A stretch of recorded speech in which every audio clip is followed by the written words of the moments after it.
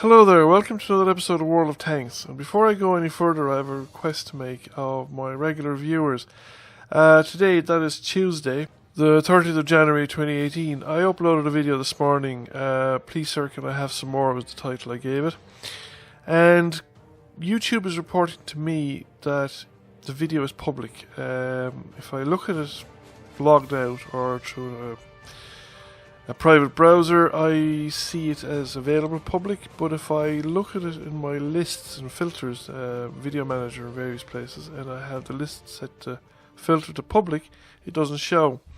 So if anybody can't see it, let me know. I am on Swamp on the A44 and I'm bottom tier, and I'm very surprised to be showing this match in many respects, because I think I've made it clear in previous videos, I do not like the A44. In fact, I hate it. It is my current hate tank. But it won't grind itself, and if I don't play it, it will not accumulate XP, and I won't be able to release it and move on to the next tank in the line. And therefore I won't be able to complete the Russian tech tree, and that would be disappointing to say the least. So, I'm on Swamp. Well, I'm hiding in the bush at the back because I can't think of anything better to be doing with it right now. The problem with this tank is they're numerous. The biggest one is that there is very little leeway with the gun. The tank is very low profile. It's got little or no gun depression and not much gun elevation. And any movement at all will cause the gun to go outside the parameters of its elevation or depression, and then you can't shoot at the target. Despite that shot, the gun leaves a lot to be desired in terms of gun handling and accuracy. And the other thing that's just made an evident there is that the tank is very easily spotted. I have managed, with the dint of using food on top of the crew skills, to get the view range just about the same as the detection range. Now, situational awareness is at about 60-odd%, so that will improve slightly by the time situational awareness is fully trained, and then with food it probably will exceed slightly the detection radius, which would probably make this tank a little bit more bearable. But it'll probably still be detectable when it fires, and I'm certainly not going to hang around long enough to get muffle shot on it to see if that will make a difference. I moved away from the western side of the map because we've that aside pretty well covered, and if I go down to the forward locations along the river, then I'm trying to use this tank across the back of an embankment, where I'd have to come out completely and clear and get shot at in the process in order to bring the gun to bear. So I thought it might be more useful to come down this side of the map and bring the gun to bear, see if I can get opportunities to bring the gun to bear in kind of support behind the front line.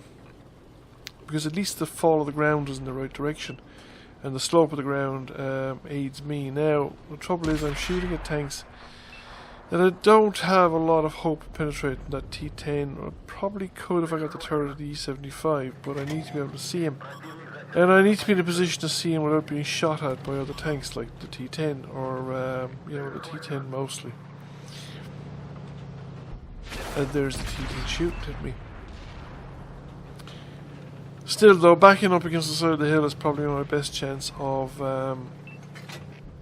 hitting anything, because I can't be shot at when I come off. So T10 has dropped out of view as the E75, and I can't really go up any higher. All I can see of the T10 is the turret. I really don't have much chance, but I suppose if nothing else, it might distract him a little bit.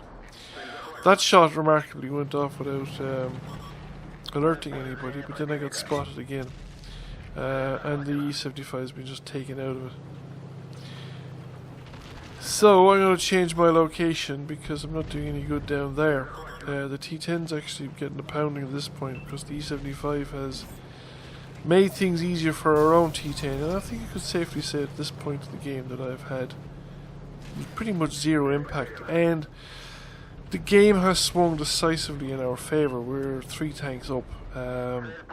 some of their top tier tanks are still in the game, but we're closing in, and the enemy are now being reduced to one quadrant of the map, so it would be very unlikely for our side to lose at this stage of the game. It would be fairly remarkable to bring about a quick turnaround. Essentially, the flanking force, or this force in front of me, would want to be resoundingly defeated in a fairly short order in order to see a turnaround at this point of the game. However, we've managed to get a few hits on the Tiger 2 because he was showing me the side of the turret there, and wait for the spot to go away so that I can come back over the high ground and at least have some chance of surviving without being just immediately shot at. The slope of the ground there is exactly the reason why I don't like this tank. Just wasn't able to bring the gun to bear on the CDC, and none of the other targets looked particularly appetizing either. So I've come back around to this side of the map again, and at this point it's it's the scramble for damage. Let's see if I can peek around the corner here. We managed to get the kill shot in, but other people were hitting that tank, and if it wasn't me, somebody else would have taken him out, and he was tracked out in the open. He didn't have much chance of survival. So everyone's closing in on this heavy tank here at the edge of the water, and I'm going to come around as well. I'm joining the fun. I mean, why not? So we got some tracking, and don't get the reload in time to finish him off, which is another reason that I don't like this tank. Even higher tier tanks have a faster reload.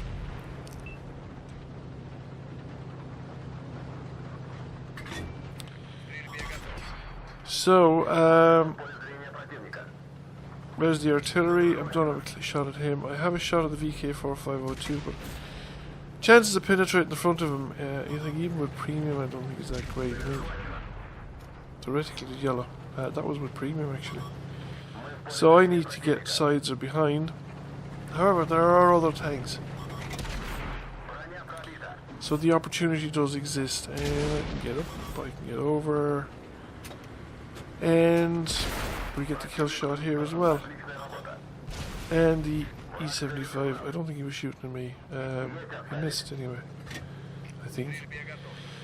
He certainly didn't hit me anyway, so we might as well finish the job. We have plenty of hit points left and no guts, no glory.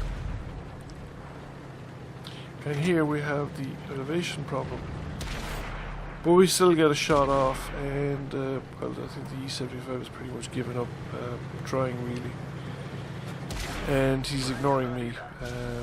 There are other people out there, and I think somebody else shot him there. So we got 11 damaging ribbons and 3 kills. Now we're bottom tier, so a lot of this damage was on high tier tanks. But I think you would also agree that this is mostly luck and opportunism, not anything particularly skillful on my part. However, it did gain me an ace tanker. I think the tracking assisted damage probably helped, and we came number 1 by experience.